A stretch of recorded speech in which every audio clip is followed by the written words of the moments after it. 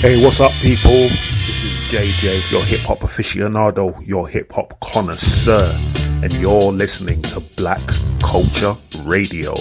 Yo, what it is, man? It's your boy P-Shellz, straight out of Bodymore, Murderland, and I'm rocking with my man JJ in the history of hip hop. Yes, so I have now on the line, all the way from Baltimore, Maryland, USA, I've got P-Shellz on the line. How you doing, brother? Doing well, and yourself, brother? I'm good, man. Thank you for asking. So, how you living, man? You busy, or you chilling? Right now, I'm chilling, but I'm usually pretty busy. Yeah. All right, man. Cool. So, I want to go back to the essence. I want to go back to the beginning. Where did hip hop start for you? What kind of years we're talking? What kind of artists we're talking? Okay. Great question, man. Great question. Let's get into it. So hip hop turns 50. It's 50 this year. And I turned 50 this year, next month. Okay. So I pretty much been here since the beginning, you know. Mm-hmm. But as far as when I really fell in love with it, and decided that that's what I wanted to do, when I was like 11 or 12, in sixth grade, I didn't really know too much, you know, urban music because, you know, a lot of people in my family or certain members of my family were biracial. So it wasn't a lot of urban music in the house. It was like country music and stuff like that. All right. One day I was in school and a group of dudes, it's a true story, kind of tragic, but it ended up turning out well. So a couple dudes walked up to me and was just like, "Hey man, spit a rap." I ain't know none. So they kind of roughed me up a little bit, right? Oh man. So just on some BS. But the thing is, that night, I called every last one of my friends and said, "Hey man, somebody got to give me a tape or something, man, because I'm getting touched out here, you know." And then literally shortly after that, like maybe within a month or so, Crush Groove had came out. All right. And my auntie, Antoinette, who actually just passed a few days ago, rest in peace, Antoinette. She took me to see Crush Groove. Yeah, condolences, and man. From that, yeah, thank you. And from that moment, I was hooked. And then we had a little movie marathon and B Street came out and that kind of solidified it, man. B Street? What? Yeah. So definitely immersed in the culture, son. Fat Boys, of course, Run DMC, you know, all the cats that was doing it big, then Heavy D, rest in peace, you know. So they were all of like the, you know, the beginnings and the origins. All right, man. So, yeah. My next question was, did you find it on your own or were you kind of introduced to it? But you've just explained that to me, so that's fine. Yeah. So yeah, you were feeling sort of Run DMC and Fat Boys kind of mid-early 80s. Okay. Yeah, but stick 'em. So, you know what so I mean? your creativity began 11 or 12. Did you start writing from then? Yeah, it's funny, man. I always been a big music person. So, it's funny, man, cause I had started a little, rap group with my man's Billy Knopfs and we still rocking to this day. But I also loved R&B. So I was in a rap group and a singing group cause I loved to write. So I used to write R&B songs and do hip hop at the same time, man. So, you know, I was kind of doing dual positions. All right. Well, music's music, man. So, how did you come up with the name? And did you have a couple names before you settled on P-Shellz, or was it P-Shellz from the beginning? Yeah, man. I got to tell you, brother, first and foremost, JJ, you were a great interviewer, man. Thank you, man. You asking some really good questions. I actually had a few names, right? So of course, you know, back in the day, you young with it. So my first name's Corey. So at first I was kind of going with, you know, C-Rock or something stupid like that, you know, something silly or basic rather. The name P-Shellz, actually, a lot of people think that it's really street related, but it's really not actually. My last name is actually P-Shellz and my teachers often mispronounced my last name. Okay. So I had one teacher in high school that was actually a sub. And whenever I saw her, she could never pronounce my name. So she would just say P-Shell. And then my friends started calling me that and it just stuck. Okay. That's cool. Yeah. That's cool.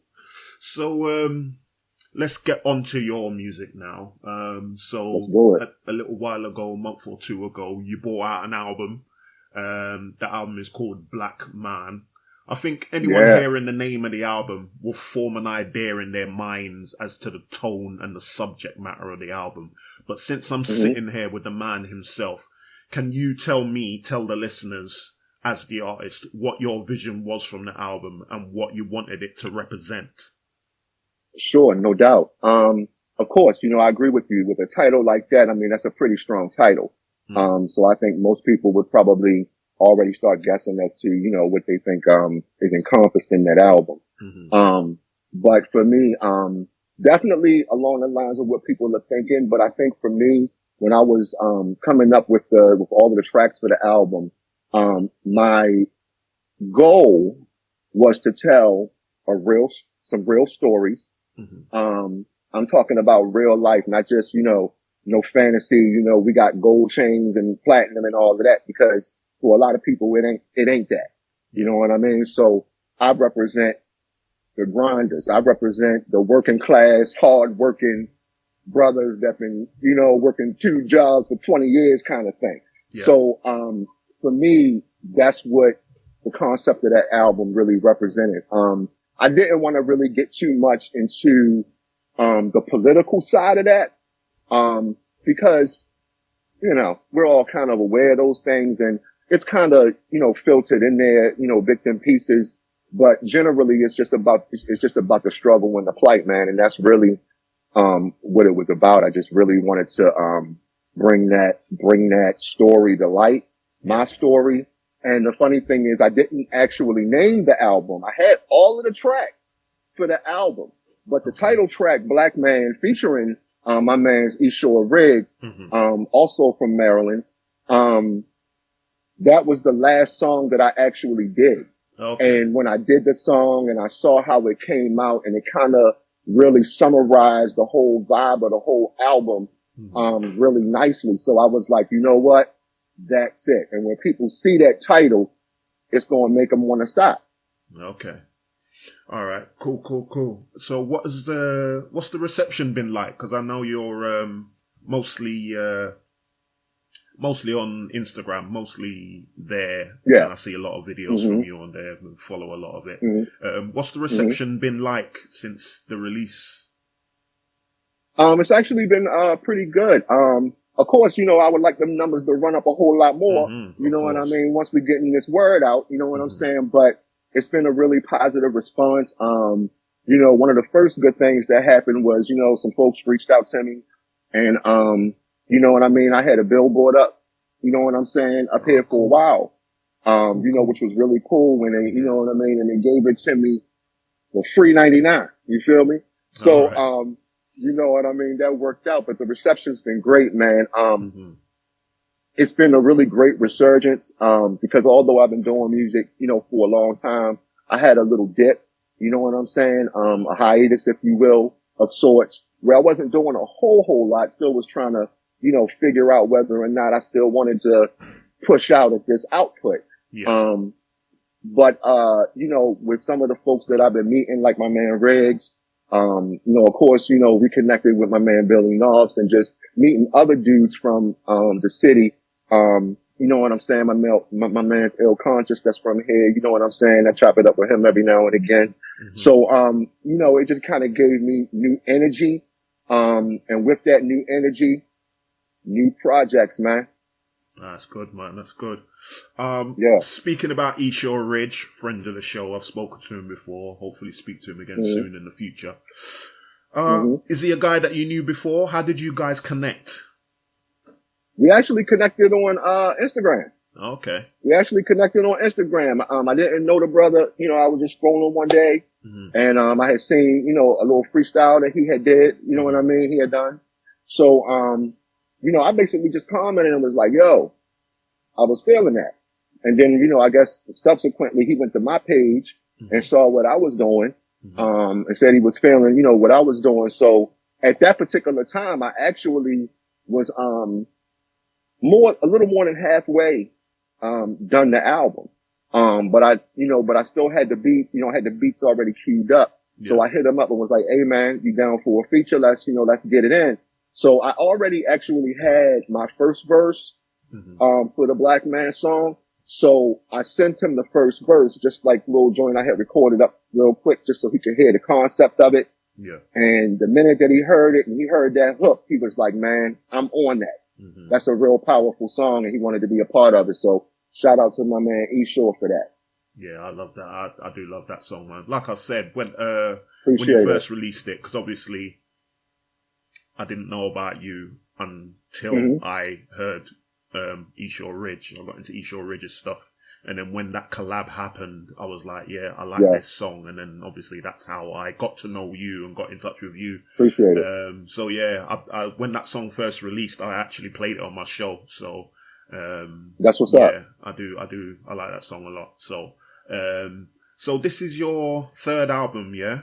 You had Building Blocks last year and Stained Glass Vision the year before. Is that right? Is this the third album? Yeah, Black Man. Sorry, carry on. Go ahead. Carry on. No, please. Go ahead. I was going to say, do you think anything's changed in your process or the way you create your songs from those albums to Black Man? You know what, man? Honestly, my creative process really hasn't changed too much, man. I'm a person that's totally driven off of, inspiration, man. It ain't even about, trends or what everybody else is doing. I mean, I listen.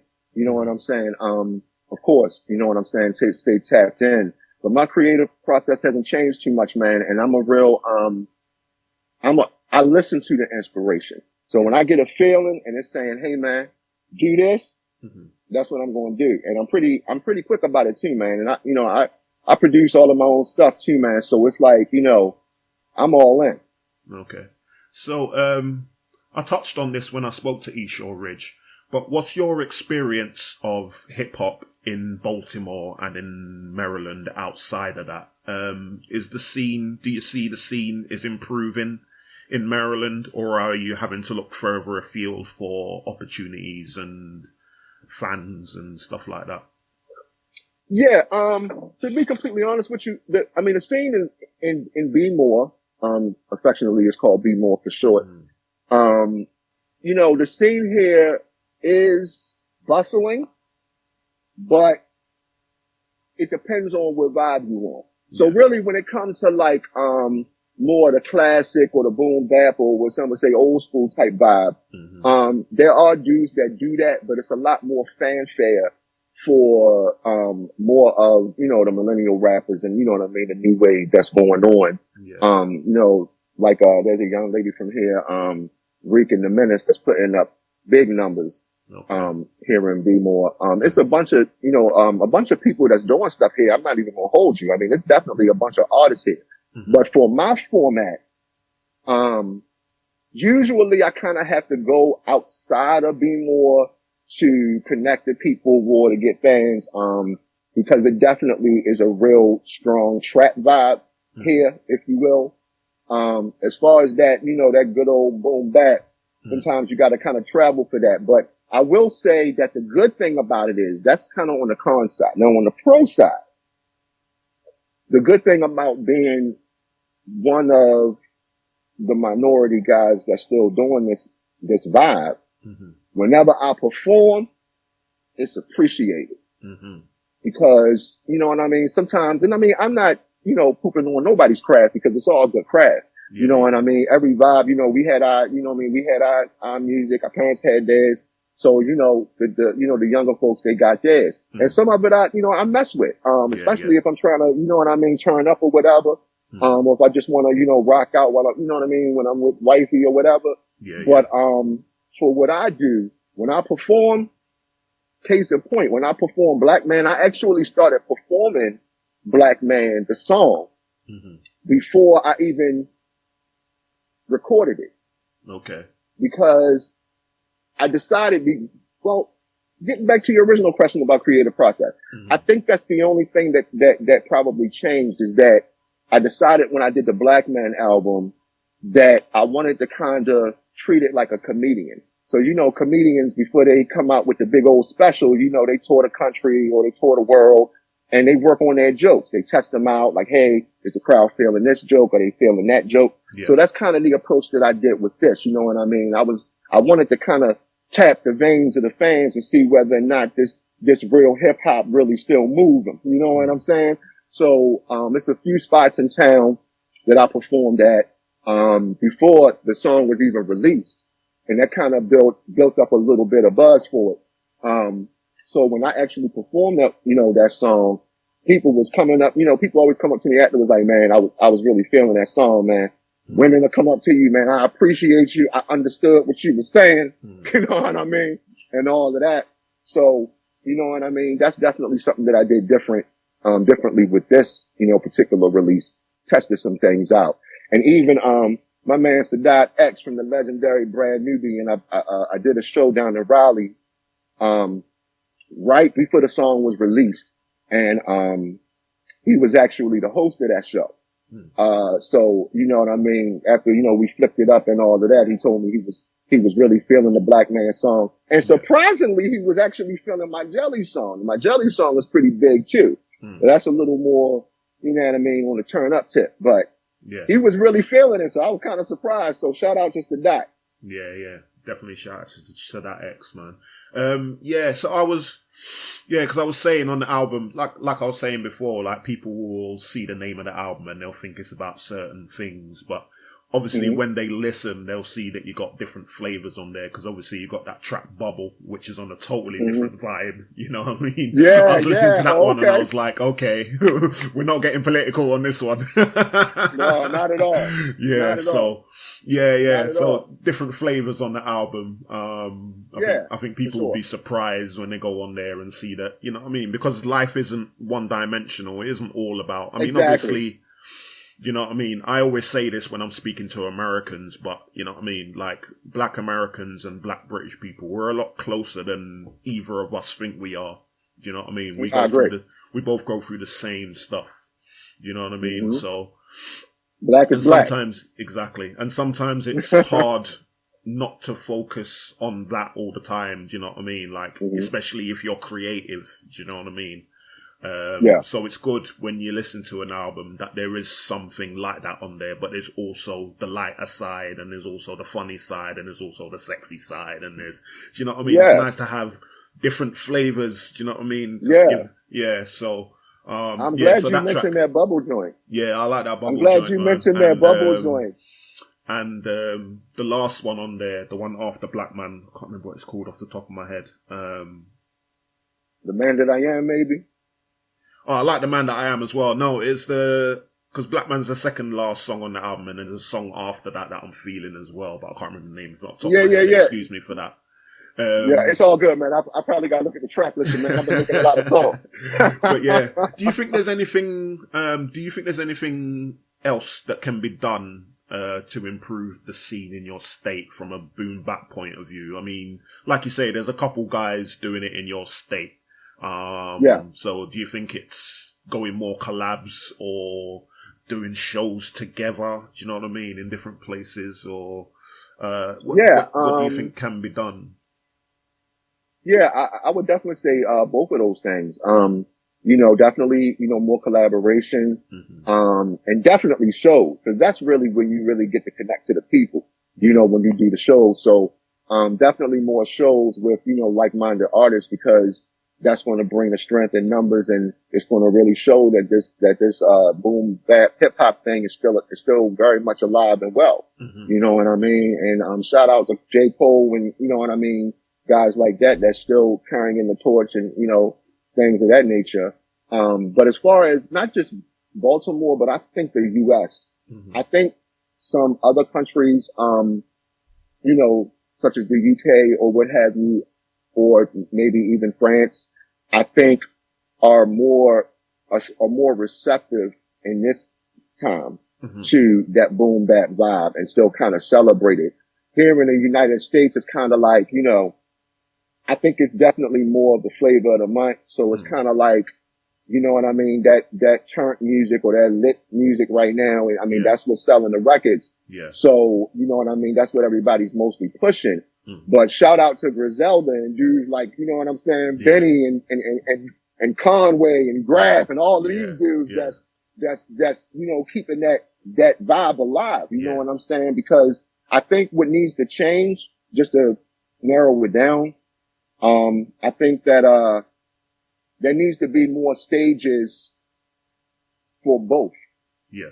You know what I mean? When you look at rock music, you know, you got soft rock, you have heavy metal, you have, you know what I mean? You have your oldies and, you know, and all of that. So it's kind of like, I feel like hip hop should be the same way instead of lumping everything under the same umbrella, because everybody's vibe is not the same. See, that's what I try and do through this show. Cause obviously, I mean, I'm only a couple years younger than you.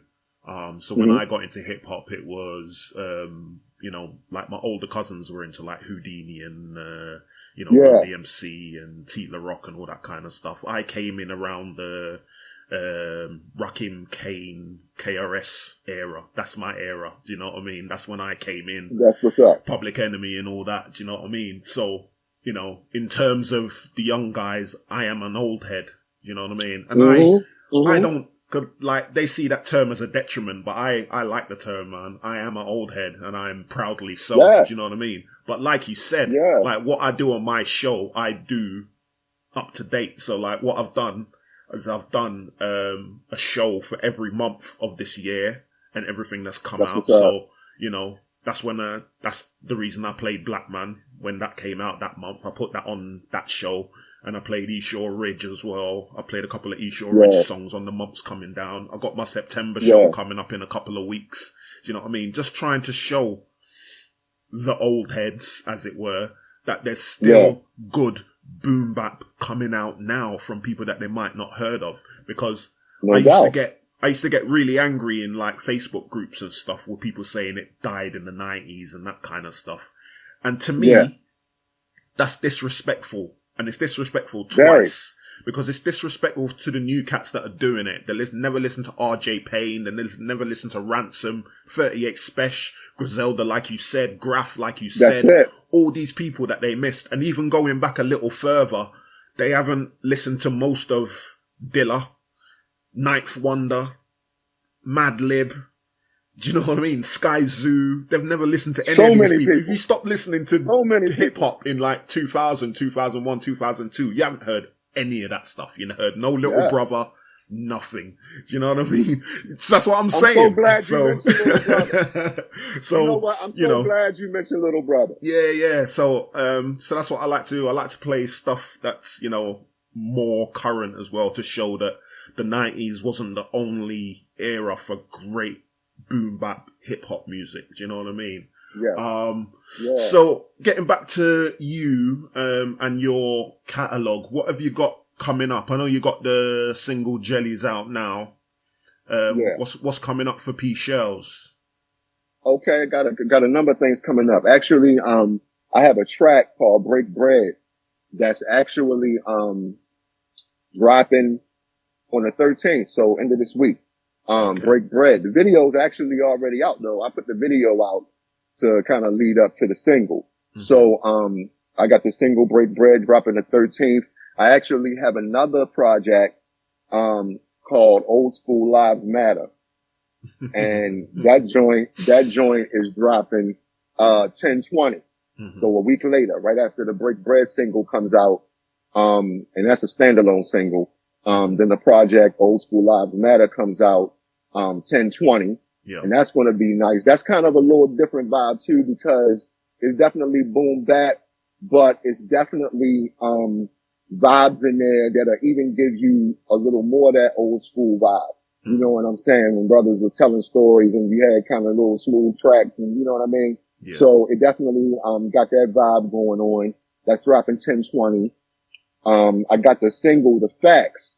Oh my goodness, man. I'm trying to tell you, this single, The Facts, dropping November the 1st, brother. This joint, when I talk about bars, my man, I went ham, turkey, and salami on this joint, man. I ain't even gonna hold you. This joint, man, I went in so hard on this rap, man. I can't stop listening to it. You know what I mean? So that's dropping 11/1. All right. And again, I mentioned me and my man's Billy Nostin team backed up. So we actually have a series that's going to be dropping right at the first of the year. It's called Bishop and Q. After that, the Juice movie joint.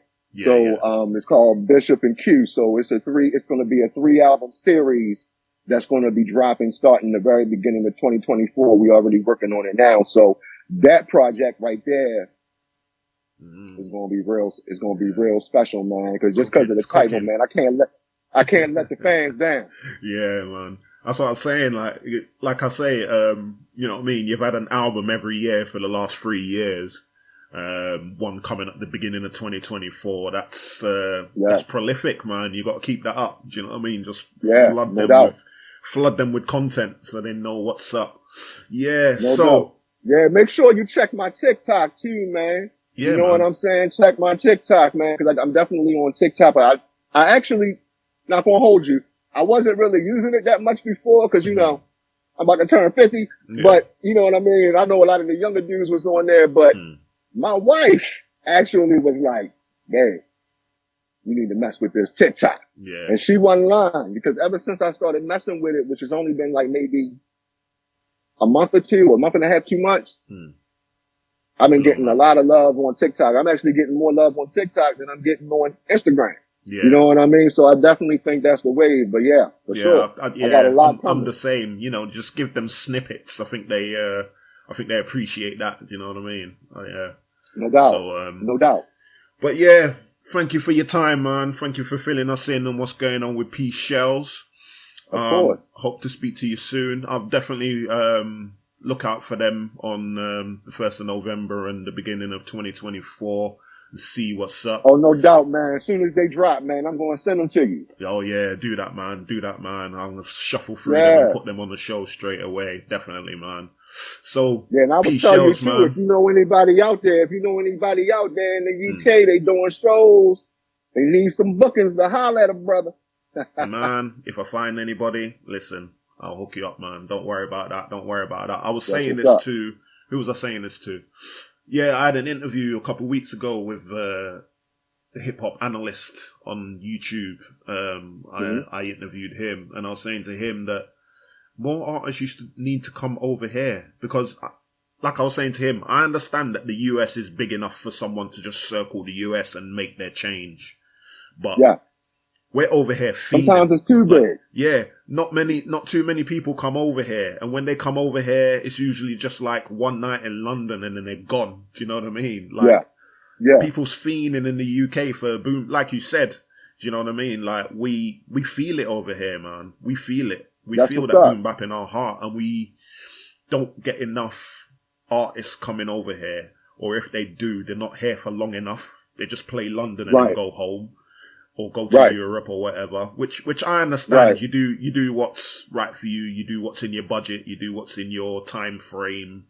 But the artists need to start coming to other cities in the UK, man. Birmingham would love it. I agree. Manchester would love it. Liverpool would love it. Even further north would love it. Do you know what I mean? We need to start getting some more artists over here, man. I definitely want to come over there, man. For sure. Especially after talking to, my man Riggs, and he was saying, how lovely it was. And I watched, all of the footage that he had, and we chopped it up on the celly about it, you know what I mean? And all of that. And, man, it just looked really lovely, man. I really, want to come over there, but I want to, you know what I mean, be a frequent visitor. So that way, you know what I'm saying? People know that, you know what I'm saying? P-Shellz comes out and he bringing that energy. And hopefully, you know what I mean, when I start coming out, I can start bringing some folks with me. Yeah. You know what I mean? So that way we could really, do it big. Yeah, well, I definitely hope to see you over here soon. And let's see if we can get some connections, man. Get you over here with some UK artists. And because there's a lot because, I don't think Americans realize how much boom bap artists there is over here as well. Do you know what I mean? So we need to start that going as well because there's, obviously we've got our version of drill and we've got, UK, hip hop, but there's a lot of boom bap style rappers over here as well. Do you know what I mean? Sonny Jim and Juggernaut are two that come to mind straight away, but there's plenty of them. Okay. Do you know what I mean? So I think I've heard the Juggernaut cat. Yeah. But he's definitely, him and Sonny Jim, I think are the two that come to mind, as maybe two of the biggest. okay. category. So yeah, they're definitely worth checking out. But P-Shellz, it's been a pleasure, man. Thank you for your time. Likewise. And hopefully speak to you soon. No doubt, man. Thank you. I appreciate your time, man. All right, man. One. All right. Thank you for that. The history of hip-hop from JJ. The history of hip-hop with JJ. The history of hip-hop with JJ. Baby, can I have an ice lolly? Your kind of music, all day, all night, right on your one and only station, Black Culture Radio.